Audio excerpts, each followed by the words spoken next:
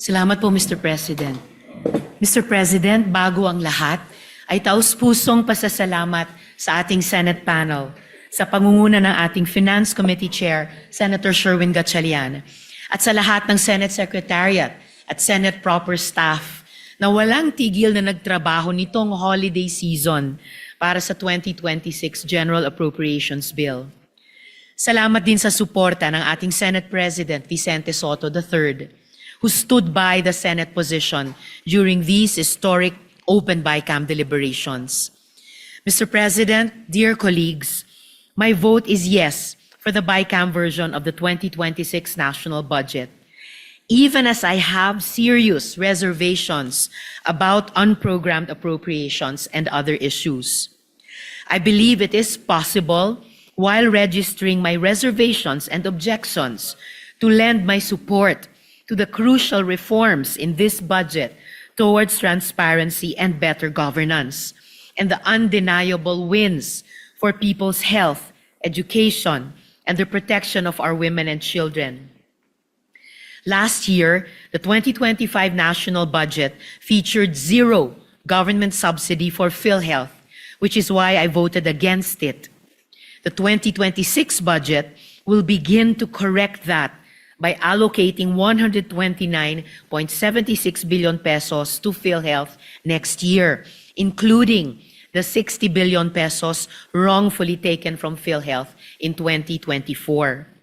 At sa tulong ni Senator Sherwin Gatchalian, Loren Legarda at Pia Cayetano, naipanalo natin ang 16.5 billion pesos dagdag pondo sa serbisyo ng PhilHealth mula sa savings ng DPWH. No to bloated costs sa infra projects, lalo na sa flood control.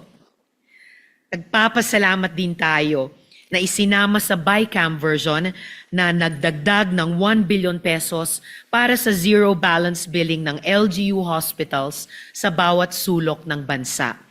Dahil dito, mas maraming mga kababayan natin ang makakatanggap ng tulong mula sa mga LGU hospitals natin.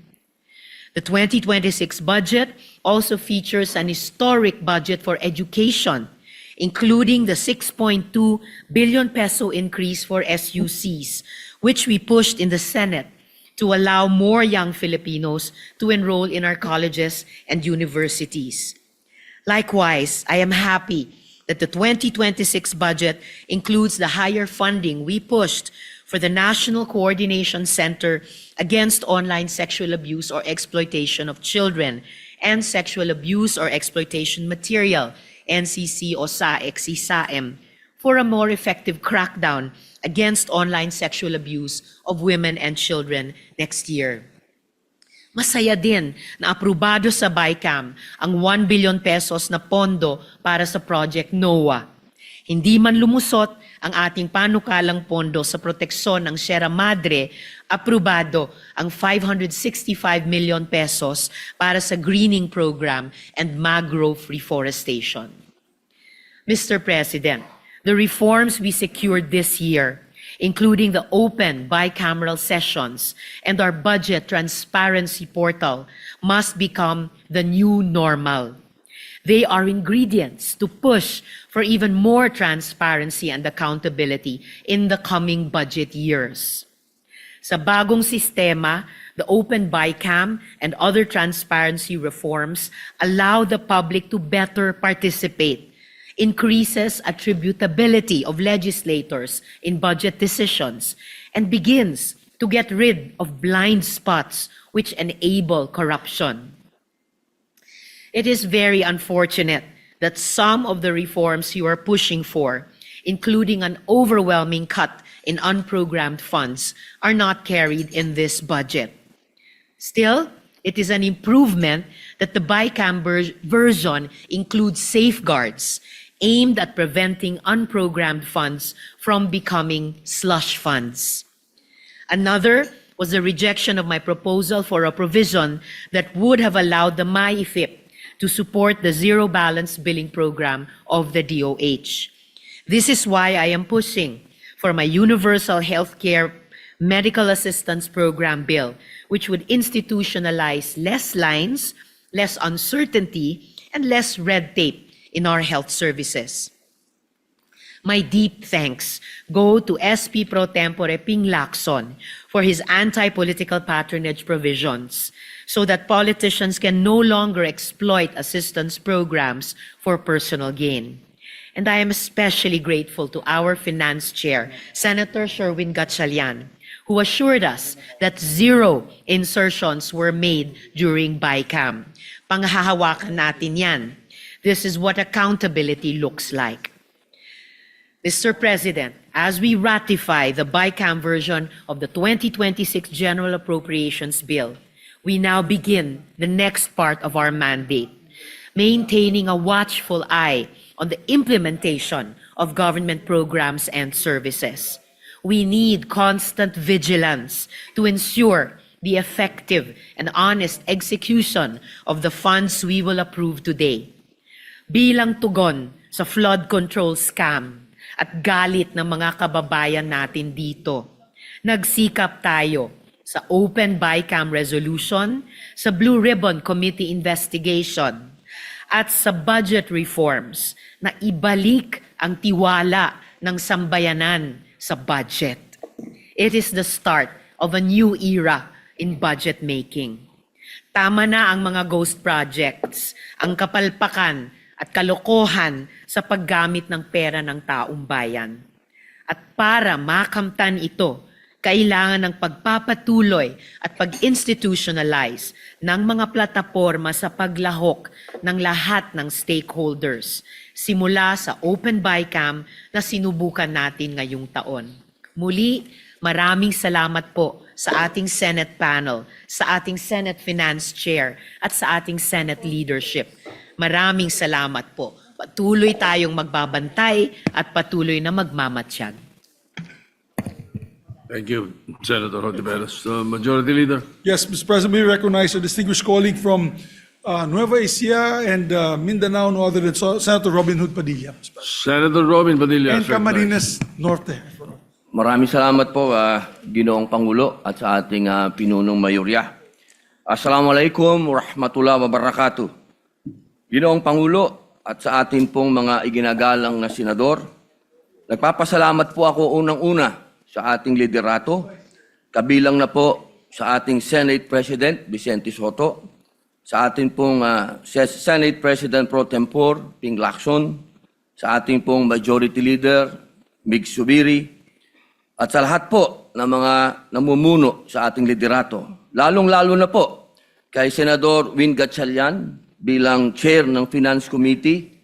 Sa loob po ng aking 3 taon dito, masasabi ko pong siya ang pinakamagaling, pinakamahigpit, pinakamaingat, at masigasig na tumayo bilang Finance Chairman po natin. At ako po'y nagpapasalamat sa liderato sa pagsusulong ng mga inisyatiba para sa mas malinaw at transparent na proseso ng budget ngayong taon. Taus-puso rin po ako nagpapasalamat na naipasa ang aking mga isinulong na karagdagang pondo sa NCIP, NCMF at Supreme Court para sa pagtatatag ng mga karagdagang Sharia courts na malinaw na nagpapakita ng malasakit ng Kongreso sa mga sektor na ito ng lipunan.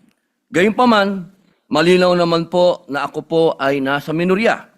Kaya kami po, kasama na po si Senator Marcoleta, ay bumoboto ng no sa ratifikasyon ng BICAM report para sa House Bill number 4058 o ang General Appropriation Bill.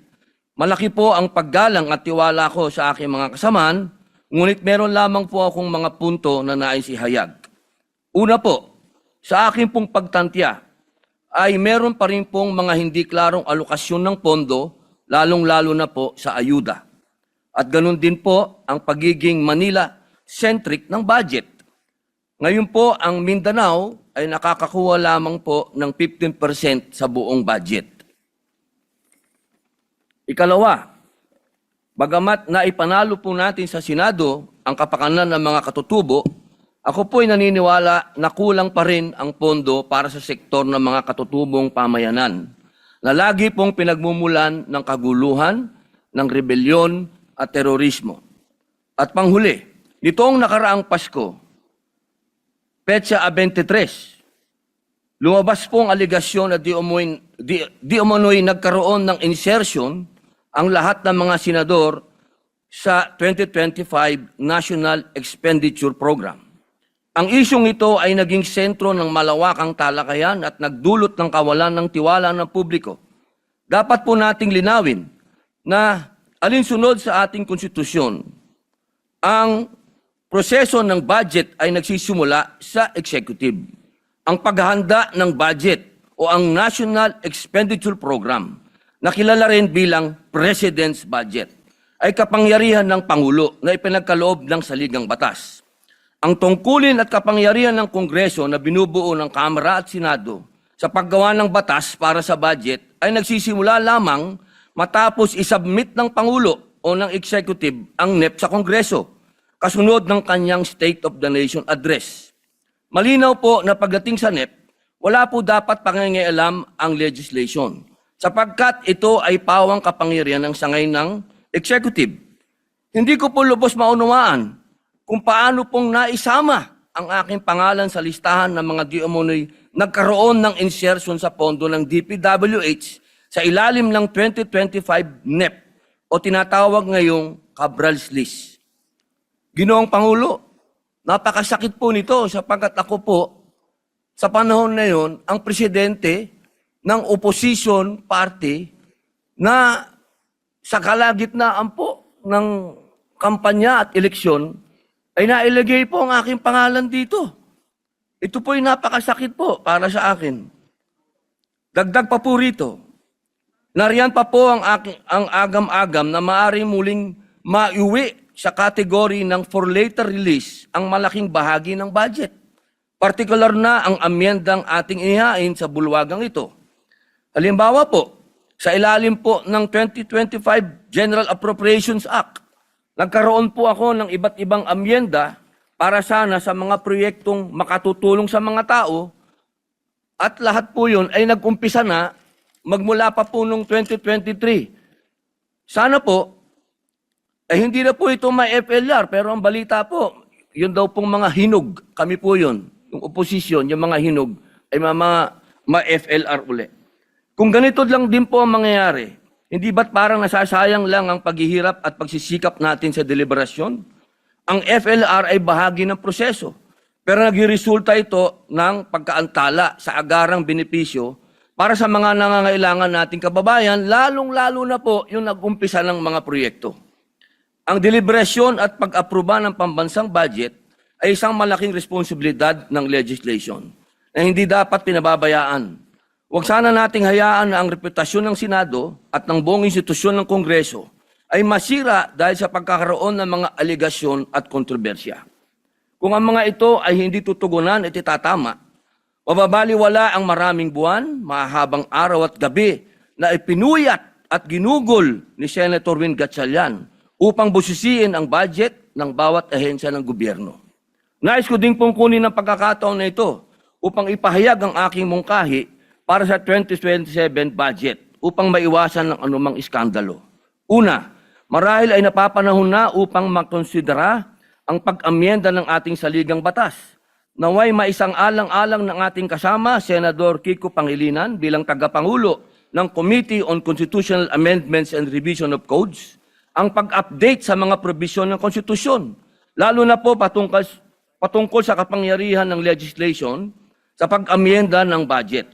Baka maaring pag-aralan kung nararapat nating alisin ang kapangyarihan ng legislatura na mag-amyenda ng budget dahil nakita nating madali itong maabuso ng mga gahamang nasa pwesto o di kaya'y patibayin ang mga limitasyon sa kapangyarihang ito.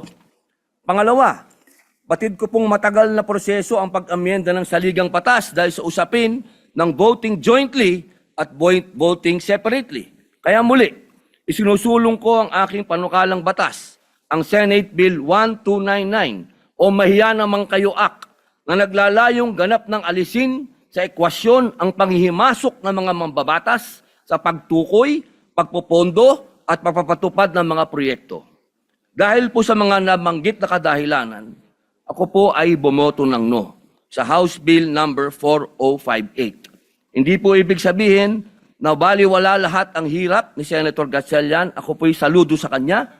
Ngunit, kailangan pong ibigay ko ang boto na ito para sa taong bayan. Maraming salamat po.